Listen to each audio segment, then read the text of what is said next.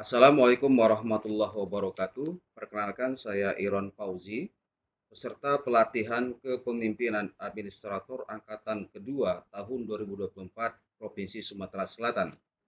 Salah satu tugas pokok dan fungsi Kepala Bidang Pendidikan Dasar Dinas Pendidikan Kabupaten Penukal Abak Lematang Ilir dalam rangka mendukung visi dan misi Dinas Pendidikan adalah penyelenggaraan pembiayaan pendidikan dasar, di antaranya adalah dana bantuan operasional satuan pendidikan atau BUSP, baik yang bersumber dari APBN maupun APBD.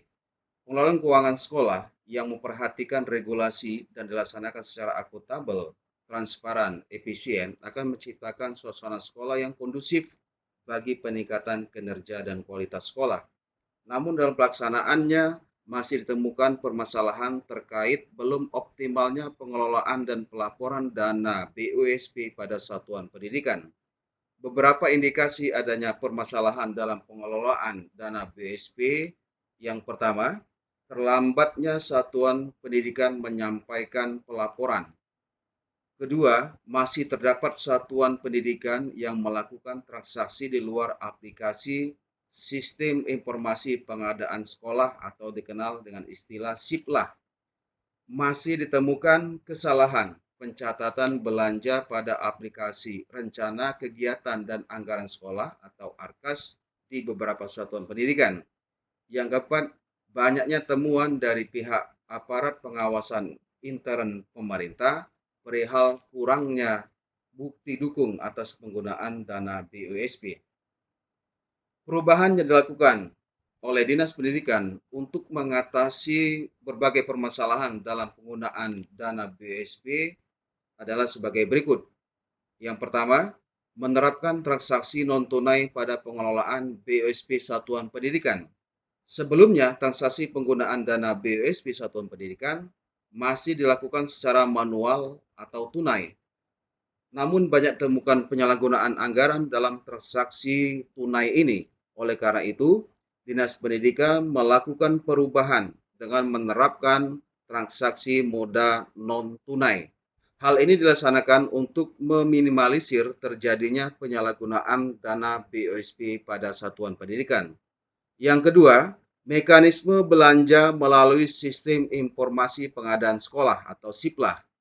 Guna memaksimalkan penggunaan dana BUSP yang transparan, efisien, dan tepat sasaran, maka dibuatlah regulasi berupa Perbub agar satuan pendidikan melakukan transaksi perbelanjaan kebutuhan satuan pendidikan melalui aplikasi SIPLAH yang bertujuan agar satuan pendidikan dapat tertib administrasi sehingga dokumen transaksi keuangan satuan pendidikan lebih lengkap serta sesuai dengan tata aturan pengelolaan keuangan negara.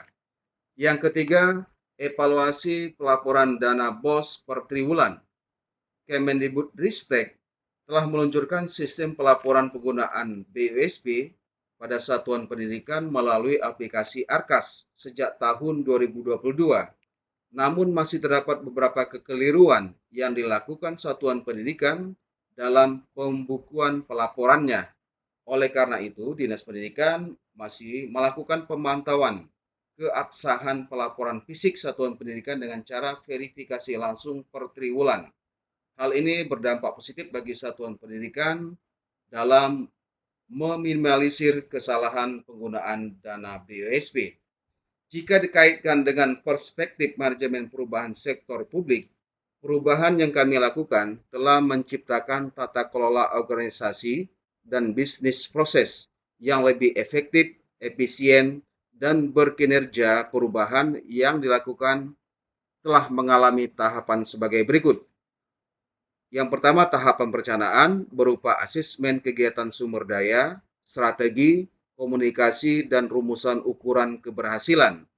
Yang kedua, tahapan pelaksanaan, adanya peralihan tata kelola, pengembangan kompetensi pegawai, dan ukuran keberhasilan perubahan. Yang ketiga, tahapan memperkuat hasil perubahan, berupa monitoring dan evaluasi pelaksanaan, serta analisa terhadap ukuran keberhasilan perubahan. Model perubahan yang kami lakukan termasuk dalam kategori Lewin's Three Step Model, yakni unfreezing, move, dan rebrace.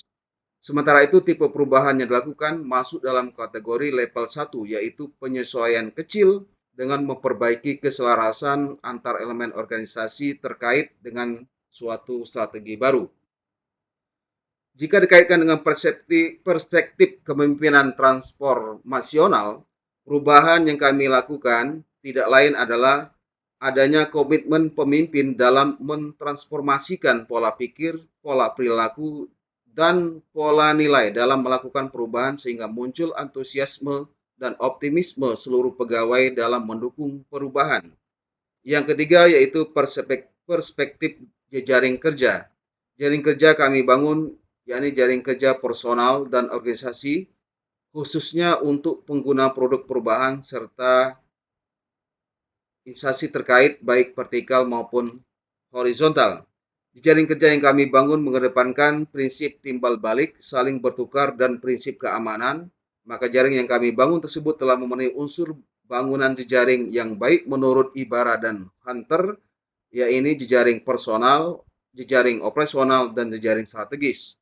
Perspektif yang berikutnya jika dikaitkan perspektif strategi komunikasi organisasi sektor publik, perubahan yang kami lakukan bertujuan dalam rangka menciptakan brand image organisasi yang mampu beradaptasi terhadap perubahan, serta komunikasi perubahan kinerja yang dilakukan memperhatikan karakteristik satuan pendidikan dalam tingkat literasi digital, tidak satu arah, memberi ruang gerak pada partisipasi masyarakat, dan mengikuti perkembangan teknologi. Demikian, wassalamualaikum warahmatullahi wabarakatuh.